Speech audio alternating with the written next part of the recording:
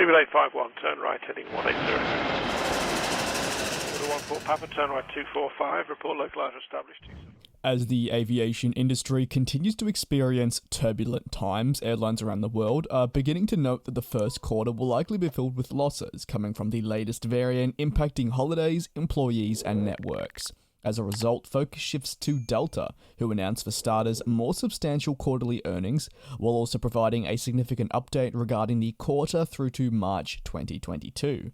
Ed Bastian, who is the CEO of Delta, said 2021 was a year like no other for Delta, with significant process in our recovery supported by growing brand preference, enabling us to be the only major US airline to deliver profitability across the second half of the year. As always, our people drove this success, which is why we're happy to announce this morning a particular profit-sharing payment for all eligible employees. The airline will be expecting a loss though for the March quarter, but believe they'll be able to generate a healthy profit for the quarters that will follow in this calendar year. They see that the recovery of travel has been delayed by a handful of months, around about 2, following the introduction of the new variant. This comes from the state of the industry regarding uncertainty, of course, with passengers travelling. In addition, some countries imposing strict testing requirements and employees getting sick and therefore having to isolate and not being able to fulfill the number of services that would have previously been adequate.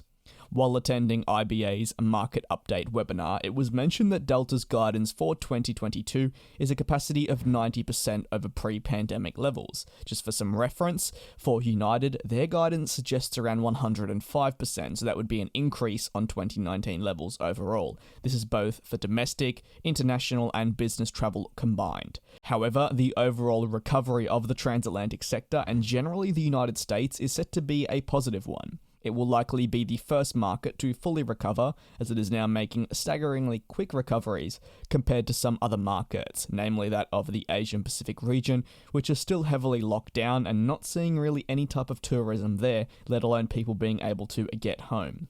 This year's summer will also be crucial for airlines like Delta and more, and it does feel like Groundhog Day, as this was repeated last year on the channel. Still though, with potentially the relaxing further of borders, it could genuinely be for airlines like Delta, United, American Airlines, and more, a summer where they're free to fly around the globe and not to select destinations or purely rely on all their traffic being simply domestically. Now, of course, a strong domestic network is more than appreciated for an airline like Delta, but when push comes to shove, they do also want a robust international network. The opening and relaxing of further restrictions by the summertime would definitely be a positive for them, and of course in achieving that 90% guidance of pre-pandemic levels.